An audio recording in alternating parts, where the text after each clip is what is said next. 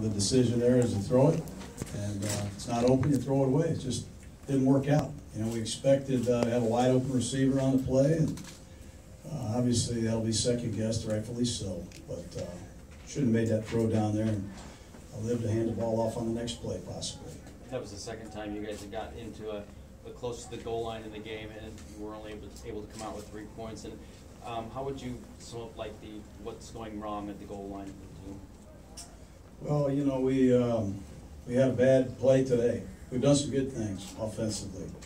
You know, we're only getting the ball 4 times in a half today, the second half, and field position was very tough. I think we pressed a little bit, obviously. You know, I think the play calling needs to improve. That's my job, but we got to play better collectively than we did today. What did you see that led to some of Colton's struggles today? Ingram, you know, he's a very good player. You know, Colton is he's battling some injuries as well. He's not 100%. Most linemen aren't.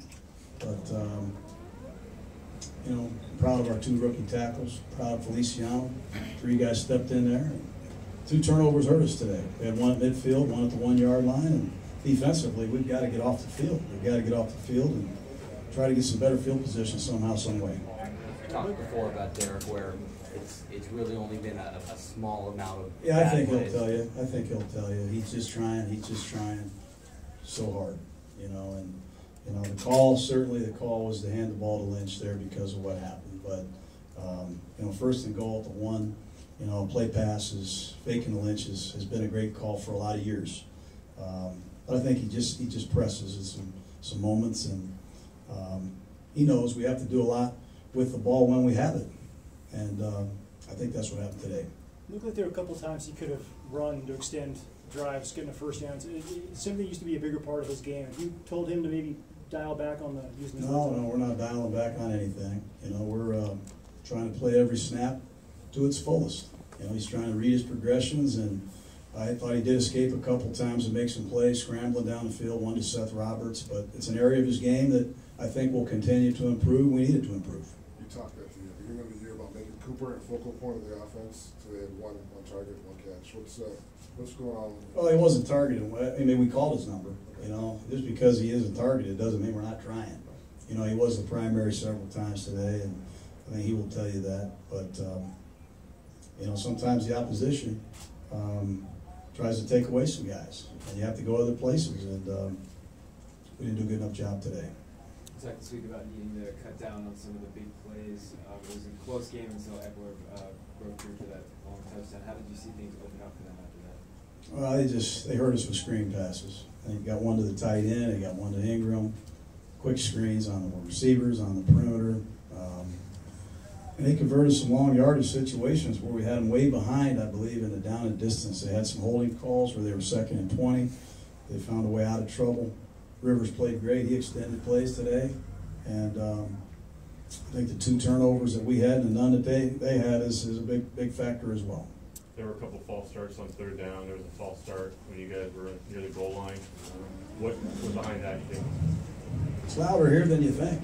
You know, I think the noise perhaps had something to do with it. You know, when you have new starters playing, sometimes the communication isn't echoed. They're not used to hearing things, maybe late. You know, I take responsibility for it, but we had a new starter at right tackle. We had a new starter at left guard, and, you know, sometimes that happens, as much as I hate to admit it. Where's Derek at as far as his grasp on this offense? Is he still playing catch-up? He's doing well. Derek's doing well. Derek's doing very well. We need to play better around him, and not just on offense. We got to play better in special teams. We got to play better on defense. You got Worley in there today, quite a few snaps. What has he shown you to, despite being out the first 4 weeks of the season, just get in there immediately? It's great to have him back, see where he is. He had a good week of practice. He did make some plays today, some physical plays. We've got a lot of moving parts on this football team through the first 5 weeks in all 3 phases: the kicker, the punter, the long snapper, the offensive line, the defensive line, and that corner. And it's good to have Worley back. We think he's a guy that potentially could stabilize us at a position. How impressive is it the way that Philip's able to, at his age, be able to move around in the pocket and he's amazing, isn't he? I mean, he's a great player. He's a great player, great competitor, and he and Ken Wisenhunt, they've been working together for a while. They got a pretty good handle on what they're doing. Late in the first half, there was an attempt for a field goal, and enough time was left for the Chargers to get their own field goal attempt. From a time management standpoint, was there anything you wish you could have done differently in this I situation? wish we wouldn't have committed the penalty.